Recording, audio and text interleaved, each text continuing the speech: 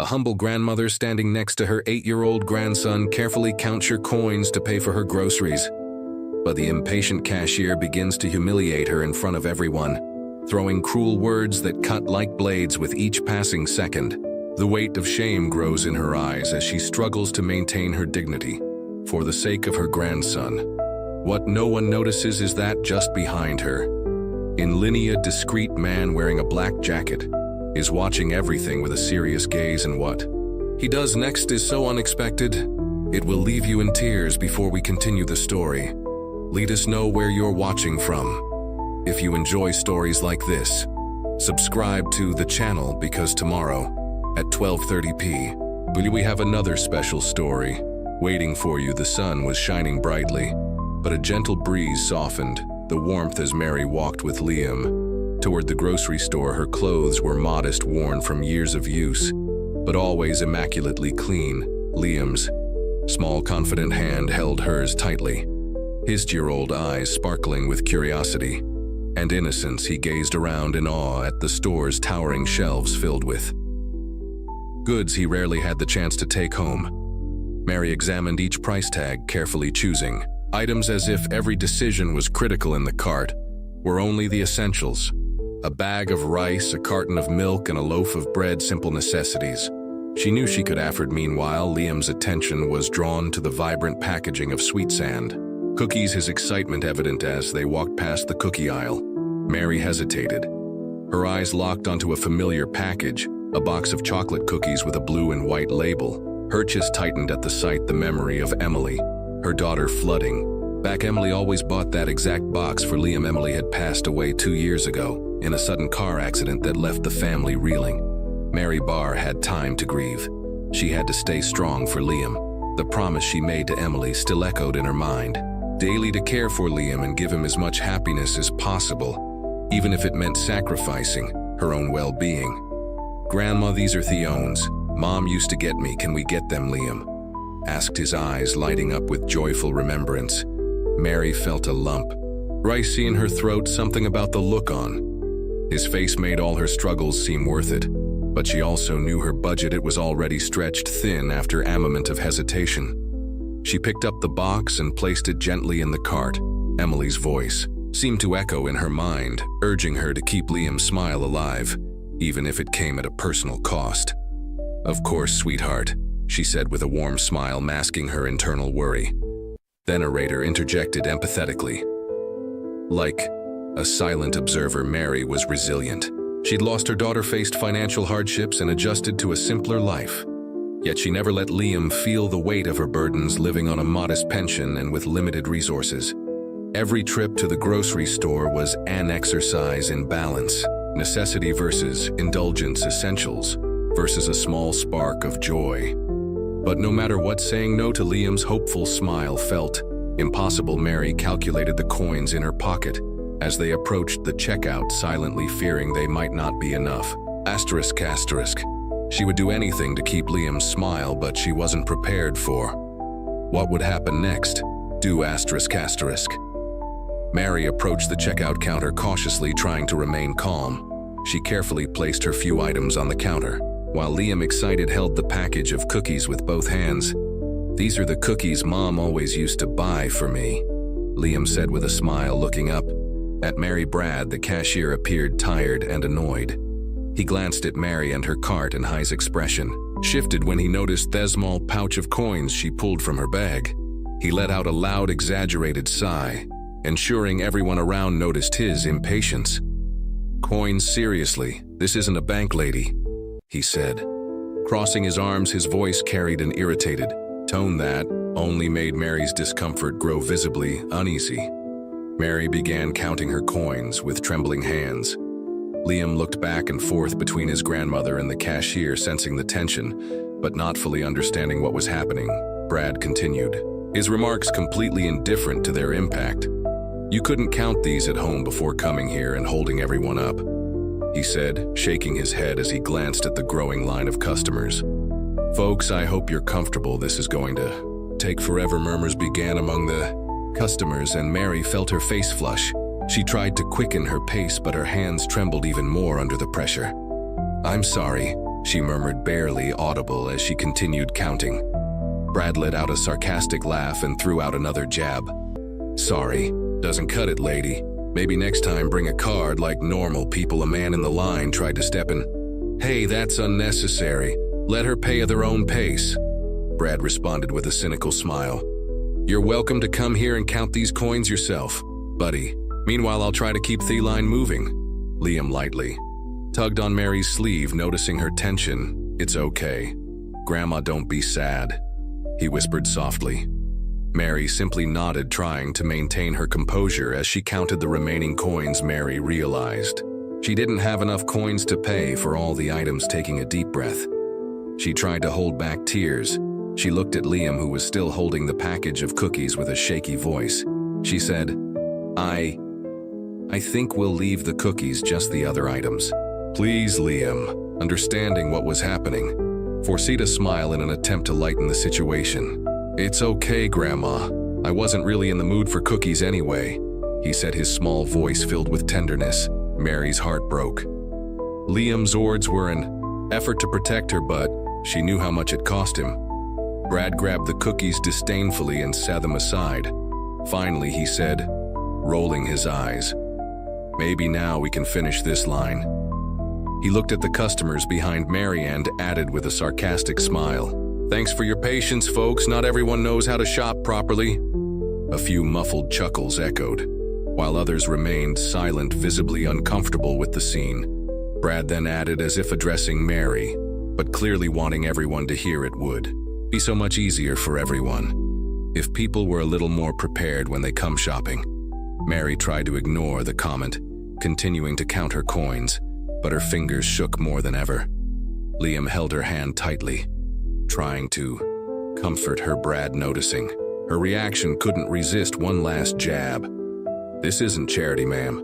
If you can't pay, maybe you should think twice before grabbing things you can't afford." At that moment, a tall man in a black jacket and dark sunglasses stepped forward from the line. He slowly removed his sunglasses, revealing a serious, focused gaze.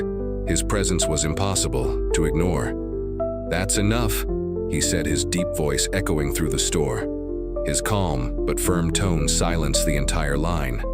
Everyone turned to look at him, including Brad, who now seemed to realize that his actions had been witnessed. It was time to step in as Mary struggled to finish counting her coins. Brad didn't hold back his sarcastic remarks.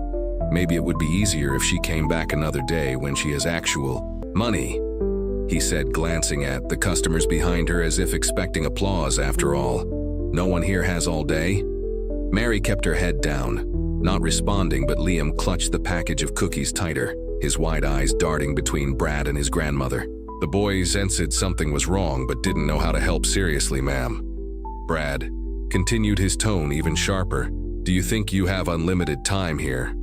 Other people are waiting to pay. If you can't afford everything, maybe you shouldn't take so much." The tension in the air was palpable. Some customers murmured in disapproval of Brad's behavior, while others simply watched in discomfort.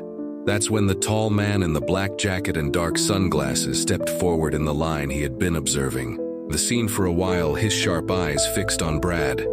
When Brad made another sarcastic comment, the man finally spoke up. "Do you always treat your customers like this, or is today just a special occasion?" His voice was deep but calm, each word carefully measured. Brad looked up, surprised by the interruption. "And wore you exactly. Her lawyer has scoffed, trying to maintain control of the situation. The man slowly removed his sunglasses, revealing a serious and determined gaze. His presence was commanding, but Brad still didn't seem to recognize him. "No," the man replied firmly. "Just someone who doesn't tolerate disrespect." The murmur among the customers grew louder. Some began to realize who was standing in front of them, but Brad remained oblivious, held his eyes and tried to brush it off. "Look, sir, this isn't disrespect. I'm just trying to speed things up. This lady is holding up the line with her sack of coins. You think respect is optional in your job?" the man asked, tilting his head slightly. "She's paying, just like everyone else. What makes you think you have the right to treat her this way?" Brad faltered for a moment but quickly regained his defensive posture. Sir, I'm just saying it's not fair to the other customers. Everyone here is in a hurry. Fair, the man repeat with a slight smile. What's not fair is making a grandmother and her grandson feel humiliated just because you're impatient. Maybe you should rethink what fairness really means. Brad opened his mouth to retort, but the murmurs in the line interrupted him. Wait, is that Keanu Reeves? Someone whispered loud enough to draw attention. Brad's eyes widened in shock, his expression shifting from arrogance to disbelief. Keanu Reeves, he stammered. Keanu stepped closer, leaning slightly toward Brad. That's right.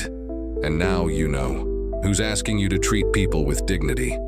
Keanu turned to Mary and Liam, his expression softening. He glanced at the cookies in Liam's hands and said, "These cookies look delicious, I think. They should definitely go home with you." Today, Mary tried to speak, but the words wouldn't come. She could only nod, her emotions overwhelming her. Keanu then looked back at Brad and asked, "Cancel this transaction for me. It must take a long time to avoid a purchase, right?" Brad, still flustered, responded hesitantly, "Well, yeah.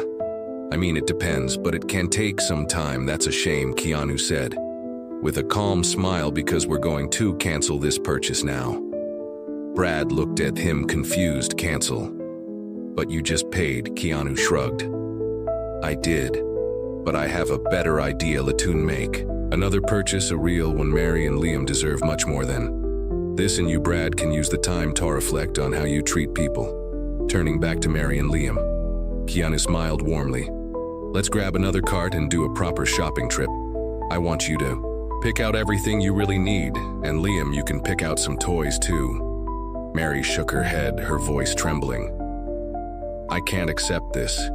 It's too much." Keanu gently took her hand and said softly, "You've done so much for him, now it's my turn to help. Sometimes accepting help is the hardest and most courageous thing we can do." Liam looked up at Mary with an eager smile. "Can we, Grandma? Please?" She took a deep breath and nodded. "Thank you truly from the bottom of my heart." Keanu grabbed a cart and began leading them down the aisles. Mary hesitated with each item, but Keanu encouraged her. "Take what you need. Don't worry about the price. Let's make sure you and Liam are set for a while." Liam, grinning more than he had in months, pointed out toys and treats Keanu loved and said, "If your grandma says yes, it goes in the cart." As the cart filled up, Keanu turned to Brad one last time. "Remember, Brad, kindness is the one thing that truly changes the world. Think about that." While you void that transaction, the customers watched the scene unfold, many visibly moved and inspired by Keanu's generosity. Mary held Keanu's hand tightly as Liam clutched the now full cart of groceries. "Latoon, pay now," Keanu said, taking charge at the checkout. This time he personally managed the transaction, ensuring everything went smoothly. Keanu Reeves guided Mary and Liam to the checkout counter, where a cart brimming with groceries, clothes, toys, and essentials awaited them. Liam, visibly more cheerful, held a small toy truck in his hands, clutching it carefully, as if he couldn't believe it was truly his. "Let's pay for all this," Keanu said calmly to the cashier, who was someone new. After Brad had been sent to reorganize the stockroom, the new cashier, visibly moved by the scene, quickly completed the transaction. Mary, her eyes still glistening with tears, held onto Keanu's arm, looking at him with a mix of gratitude and disbelief. "This is too much, Keanu. I'll never be able to repay you for this." Keanu looked at her warmly and replied, "It's not about repayment. It's about helping when we can. You've done so much for Liam. Now it's my turn to give something back." Customers, still in the store, began clapping with some shouting words of encouragement. "This is incredible. He's not just a movie star. He's a role model. Bravo, Keanu." An elderly woman approached Mary, taking her hand gently. "My dear, you deserve this. What a beautiful gesture he's made. Take good care of that boy. And remember, you're never alone." Mary thanked her, still emotional, while Liam looked at Keanu with admiration shining in his eyes. "Thank you, sir. You're like a real-life hero," he said. Keanu knelt to Liam's eye level, smiling as he replied, "You know, Liam, real heroes are the ones who take care of the people they love, just like your grandma does for you every day." As the scene unfolded, Brad, watching from a distance, finally mustered the courage to approach visibly embarrassed and struggling for words.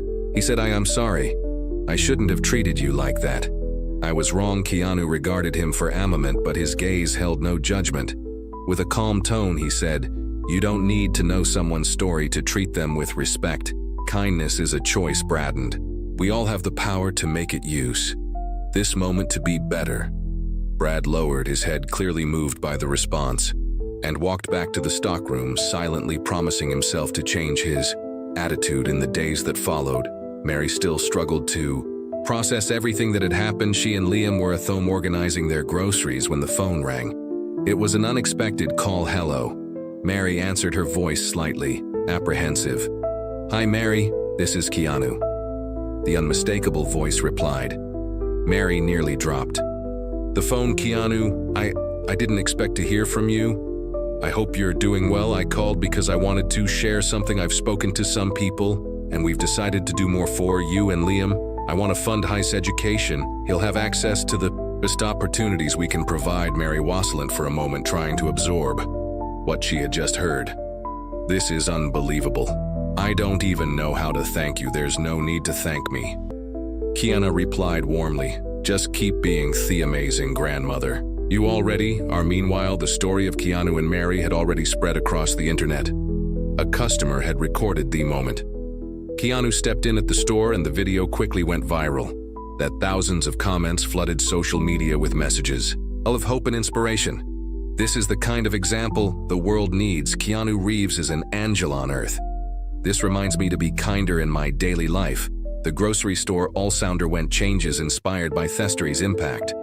The manager announced new training programs for employees focusing on empathy and customer respect. Brad, at the center of the incident, volunteered to lead the training, determined to make amends for his mistakes. He also sought out Mary to apologize again, this time with sincerity. I didn't know what you were going through. That's no excuse, but I want you to know I'm working to be a better person. Mary accepted his apology, touched by his humility. A few weeks later, Mary and Liam were at the park. Liam held a new soccer ball he had picked out during their shopping trip, running around joyfully. Mary sat on a bench watching him with a smile of deep contentment, feeling a peace she hadn't felt in years as she admired Liam. A black car pulled up.